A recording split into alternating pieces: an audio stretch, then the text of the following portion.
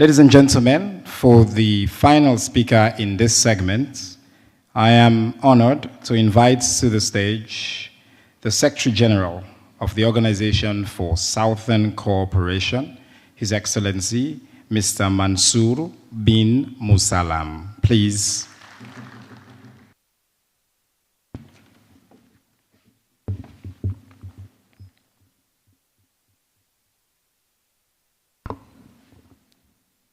Your Excellency, Dr. Julius Maada, President of the Republic of Sierra Leone, Your Excellency, Nader El-Erbawi, Prime Minister of the People's Democratic Republic of Algeria, Your Excellency, Ambassador Marie-Antoinette Rose-Quatre, CEO of the African Peer Review Mechanism, Continental Secretariat, and with your permission, I shall follow the lead of my predecessors and stand on preceding protocols duly observed and respected. Excellencies, ladies and gentlemen, allow me first and foremost to express my gratitude to the government of the Republic of Sierra Leone for hosting us with such hospitality and demonstrating visionary quality in being the host country of such an important forum. And of course, to express my appreciation and gratitude to APRM for this extraordinary, necessary, and timely initiative to invite us on such an important topic as is South-South cooperation. Mine, Your Excellencies, ladies and gentlemen, mine will be relatively brief remarks, despite the infamous reputation that I have gained as an interminable speaker.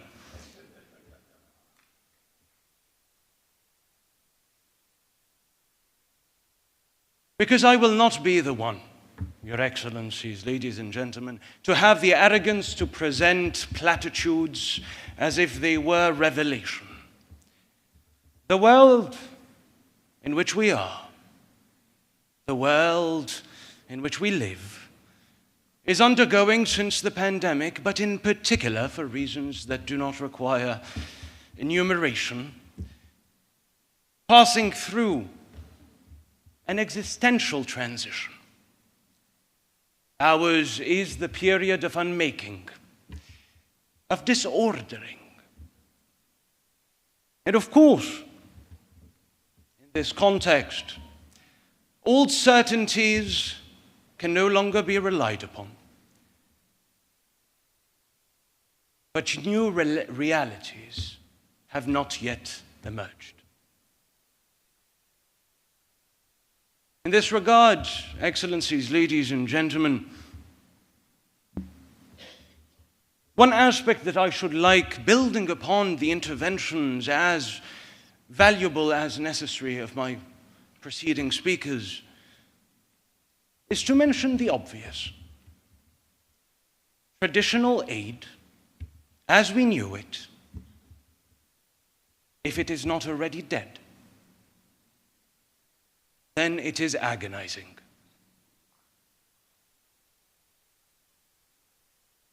And in this regard, most recent events in terms of the traditional funders of our development models, their dismantling, have caused, without a doubt, real suffering in many of our communities. But they also constituted a necessary awakening, recognizing that it was no longer sustainable for our countries of the South to continue to depend on external conditioned financing for the most elemental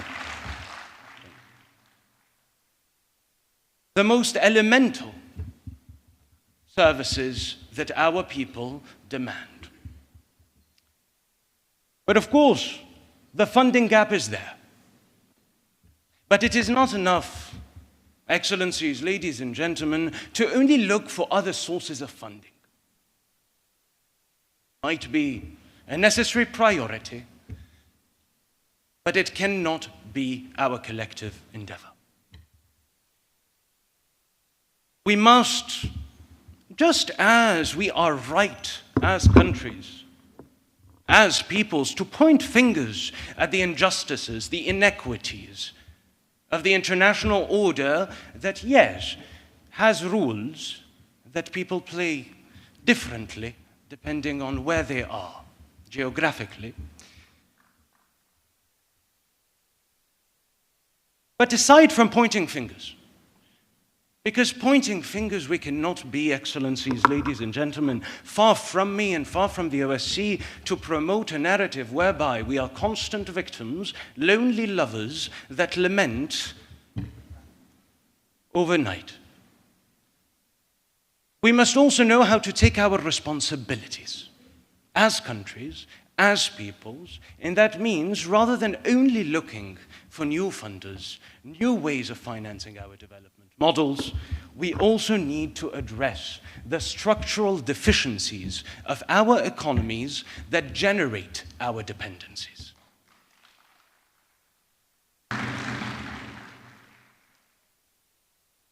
And at the risk, for the most honorable minister and master of ceremonies for this segment has been very clear with me that I needed to be concise, I will be, Your Excellencies, with your permission, moving fast through those sectors that I consider to be, that we from the OSCE, the Organization of Southern Cooperation, consider to be essential for our endeavors. The first, of course, is that we must, as countries of the South, learn from each other and pool resources together towards the transformation of our education systems.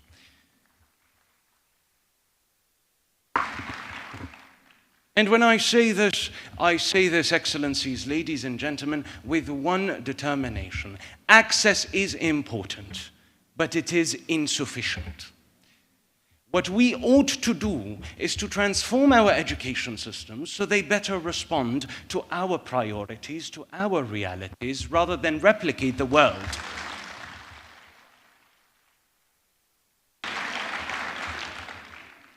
We must have an investment into our health systems, but not merely, again, in terms of access, but also and above all in terms of transforming our healthcare systems through the One Health paradigm that recognizes the interconnection of health between flora, fauna, and the public. That is, recognizing the interconnection between the health of the body, the soil that nourishes it, and the natural life that balances it. We must, of course, speak of technology, Your Excellencies, ladies and gentlemen, but very briefly allow me to emphasize, at the risk I promise to you, Wallah, I will. You know, when an Arab says Wallah, you believe him. But we must invest in technology, but not only technology in the sense of access. We must invest in developing our own technologies, open source. We must invest in sustainable agriculture, but not the one directed towards cash crops destined for exportation, but the one that feeds our peoples.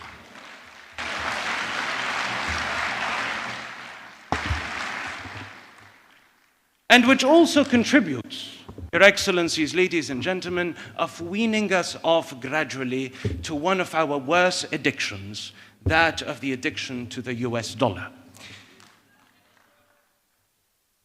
We must invest in renewable energies to achieve not only sustainability, but affordability for our industries and our peoples.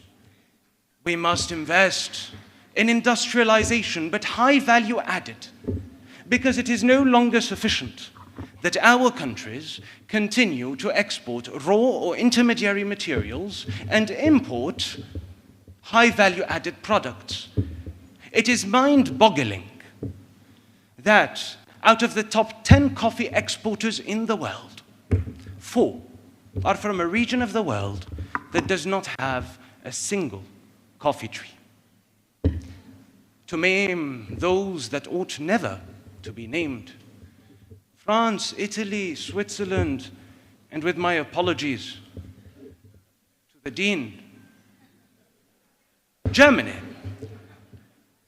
But I say this not as pointing fingers. Germany, Switzerland, France, Italy are doing business. But it is up to us now to start also exporting not green beans, but instant coffee, processed coffee, capsules of coffee. We need the infrastructure that, and I promise this is,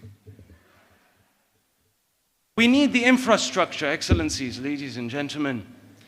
And I say the infrastructure because what good is it for our countries to speak of exporting capsules of coffee, of exporting cotton made into textile, cocoa made into chocolate bars, if our markets, our economies remain asphyxiated by a lack of infrastructure that allows our products to circulate amongst our nations.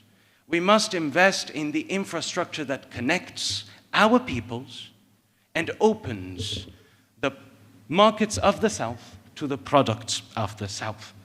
And all of this, Excellencies, ladies and gentlemen, within a framework indeed of a renewed South-South cooperation architecture, one that recognizes the importance of institutions like the OSCE, but also, and above all, the importance of creating, as we are striving to do from the OSCE within the next year, the operationalization of the Greater South Development Bank, but also the creation from within our countries of the necessary clubs of debtors, clubs of coffee producers, OPECs of various sectors that will enable our development. And regional integration, Your Excellencies, ladies and gentlemen. Regional integration because South-South cooperation and African integration mutually reinforce each other. And finally, with emphasis on finally, Your Excellency, and finally, people-to-people ties. Because South-South cooperation shall have no future if it is limited exclusively to agreements between our governments. These are essential. They are an imperative. But they are not sustainable if they are not accompanied by the building of bridges amongst our peoples.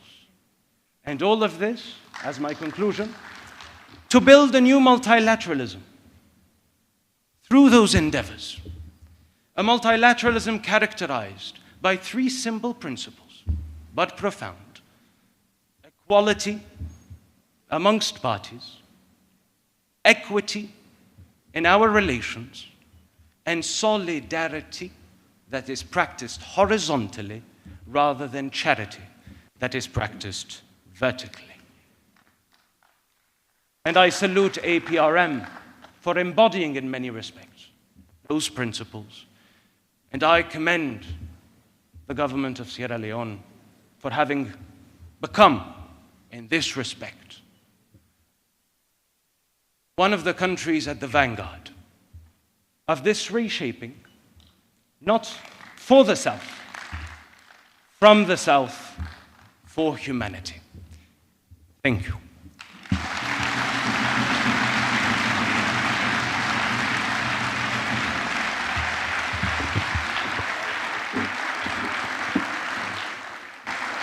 Our brother Manssour Bin Mussallam, he warned us that he had acquired a reputation, and I must say that it seemed like it was a well-earned reputation that he indeed has lived up to. And I should let you know as well, he is, of course, a citizen of Saudi Arabia. And the reason he was such an eloquent champion of education is that his last job was as the founder